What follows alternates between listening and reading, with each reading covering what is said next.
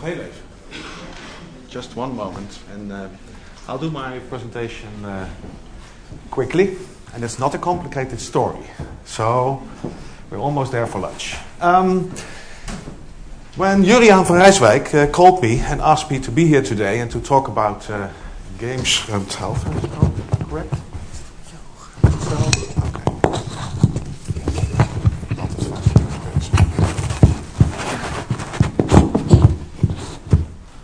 Thank you.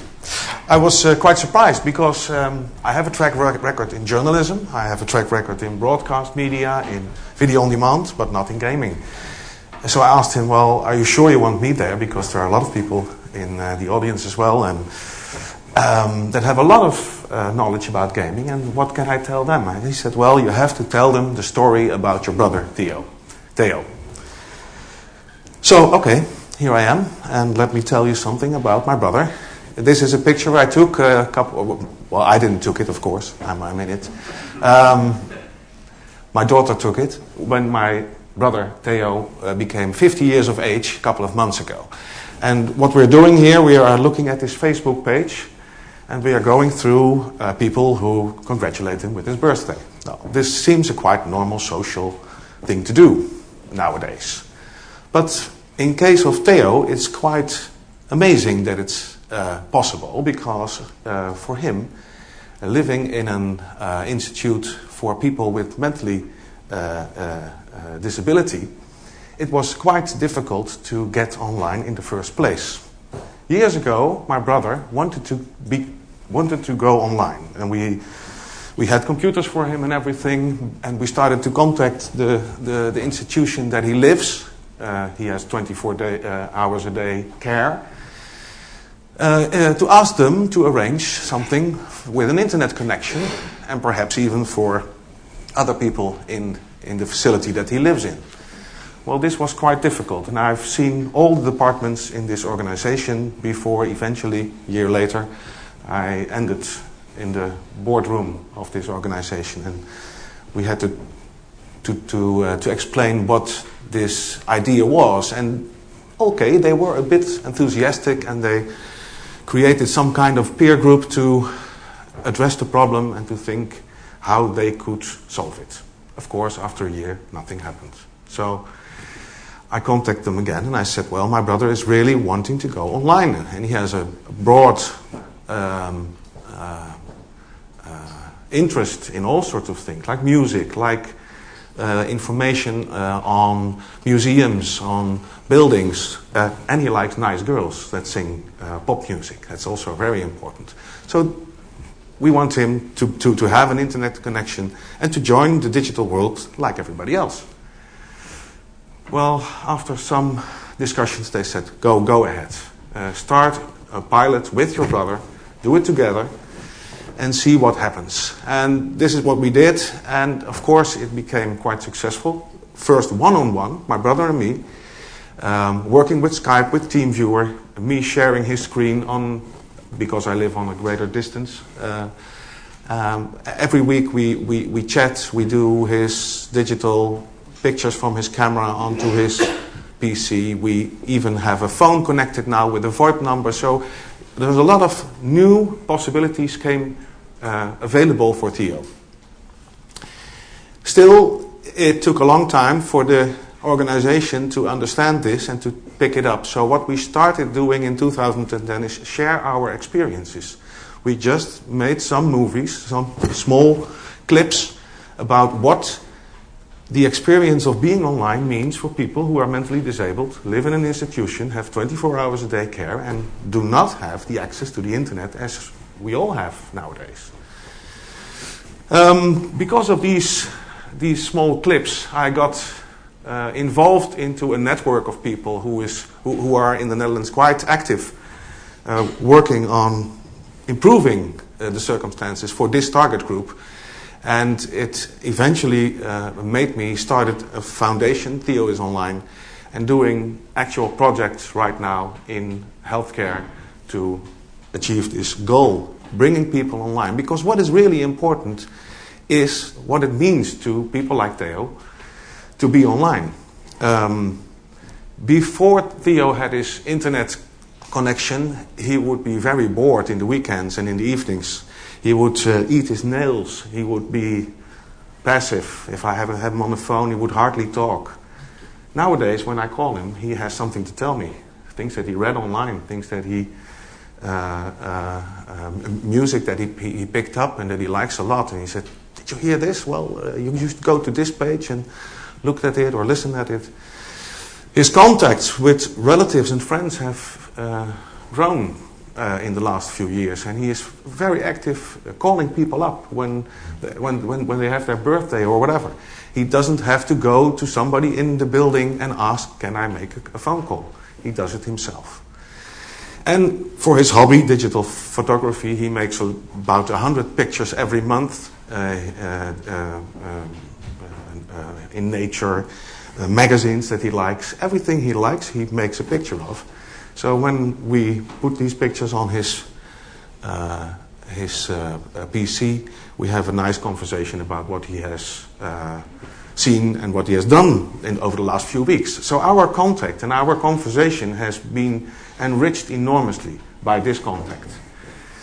And in a broader sense, this has brought him a lot of positive attention. If you look at this image, it's an image from, it's a screenshot from television. Nieuwsuur is a daily current affairs program, and they portrayed Theo in doing this thing online. Well, a lot is to thank for some single people. Not the organization was capable of bringing my brother online, but me and Christian, the mentor, his mentor. And Christian was very enthusiastic, and he said, I'm going to make sure that the two groups that I work on are all going to do the same as what Theo has. They will have this internet connection. And he did it all by himself. He was a little bit afraid that he would be fired because it was not policy of the organization, but he did it. And he says, well, ever since we've done that, there has been more, it has been more at ease in these groups. People can do much more what they really like themselves, and they are not wandering around looking up each other, making arguments and giving a lot of fuss. He, off the record, said it might even help lower the medication of some of the people in this facility.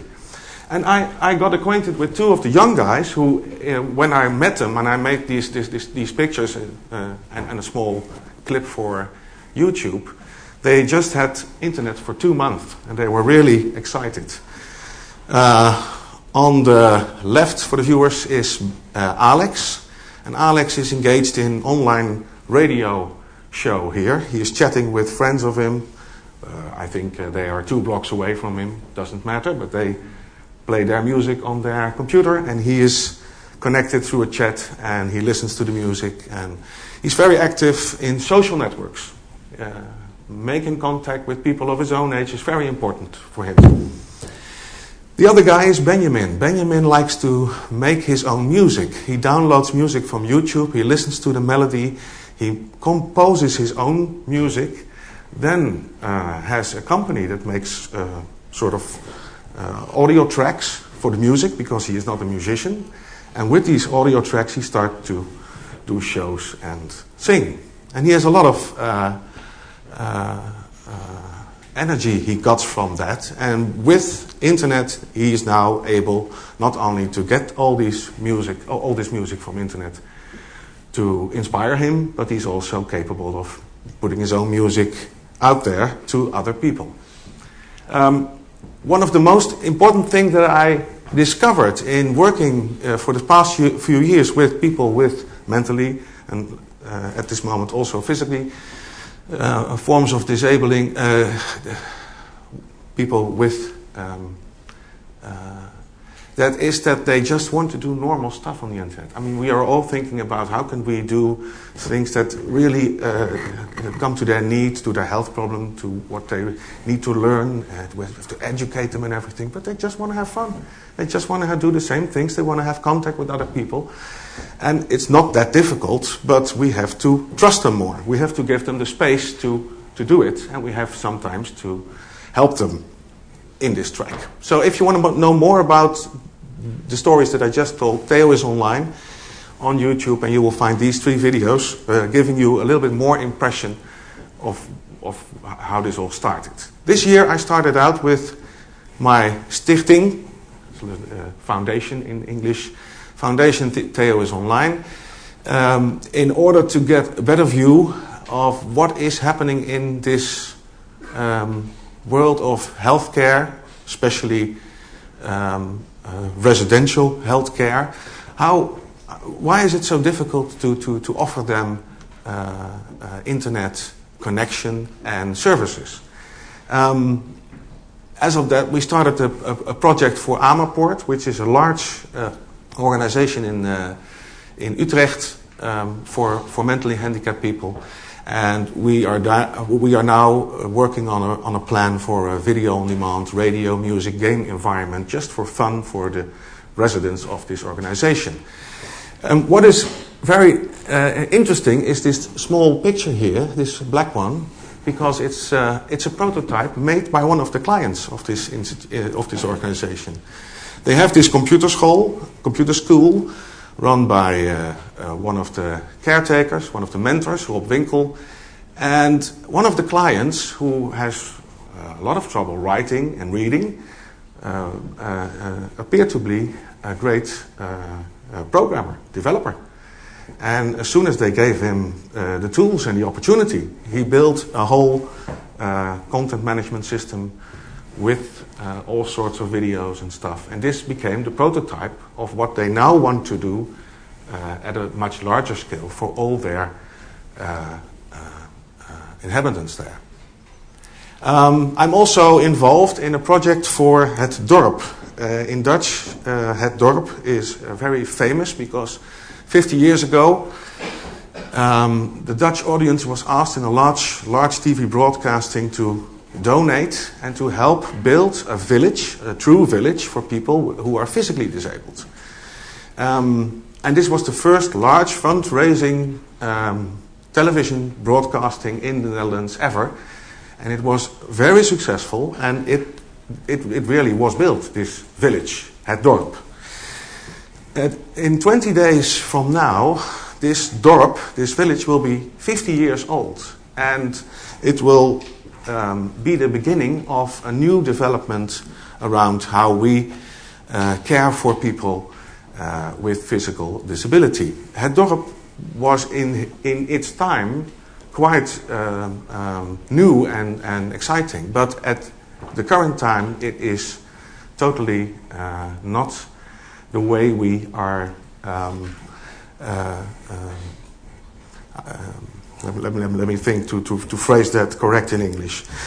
The way we wanted to take care of people in 1962 is not the way we do it nowadays. So they want to rebuild the whole village, to integrate normal people, disabled people in a bigger environment, and to use technology to make everyday life for people with physical disability as simple and as nice as possible. And this is an example of one of the small things that we do. This is an application to order their meal every day. Normally they would have to fill in forms with somebody who helps them with that for about two weeks. The meaning of this application is to make it fun to order their meal every day like they were in a restaurant, and they can easily click it, see what they get. And this application has been adjusted so that even people who have only one finger to move can do the whole process of choosing and ordering their meal. So the image is not building a whole caring environment where everything is being arranged for these people, but to give them their own possibility to do on-demand care. To tell them what they really want, when they want it, and then to the caretakers to deliver it by then. And the future is now, because if we see how quickly all the devices around us get connected and offer internet services and games and everything, it's amazing. I mean, I think we have to do a lot of it's not easy for us to avoid screens like this the whole day. But there are still a lot of people who don't have access to internet and to these screens. And that's something that you might not realize. In healthcare, of course, the awareness is growing quickly, and there's a lot of possibilities coming up now. But we really have to think together about what we can do better, how we can simplify it and make it more fun. And of course, as a game expert and as game industry, you can do a lot about it. And I've heard a lot of stories about great games and developments, but it's important that you realize that there is still a large number of people who is not connected, who cannot see what you are building and doing, and who have not yet had the hands-on experience of these kind of machines. I don't know how long you waited to buy the iPhone because you thought it would be just another phone. And then when you bought it, you discovered that it was really something different. Well, it's the same. The same thing is what I want to ask you. There are still 10,000s of people out there that need to be connected and that need to be aware of how important this connection could be to them, to their lives, and to their well-being. And they need somebody to help them experience what it could mean for them. They just have to try a computer or a tablet. And that will help them a lot. So we can talk hours and hours about great developments and investments and business models and ever. But I would like to ask you, everybody knows somebody that is in this target group. If I look at the mails I got on my page for the foundation Stichting Theo is Online, they are always signed like I'm a brother, I'm a nephew, I'm an uncle of somebody who has this problem. Can you help me? So I think let's not make it too difficult, but let's all find somebody in your neighborhood, in your direct neighborhood, in your family, in your among your friends, and see if you can offer them some experience of the world that you are so familiar with. And I'm sure that it will not only help them to understand what it can mean to them, but it will also learn you something about the possibilities of a lot of these people that keep amazing me. I mean, in the past few years, I've really been amazed about what capabilities people have with disabilities. And this gave me a whole new way of looking at people with disabilities. If you don't have anybody in your neighborhood, in 20 days, Het Dorp, 50 years in Arnhem. If you go to the website hetdorp50.nl, you can find information. There's a whole week with activities and all sorts of symposiums, a lot of technology. So I'm sure that you will find inspiration there. And you are invited to come, go to the website, and you can see how you can adjust. So I hope you will all help push the limit. Thank you very much.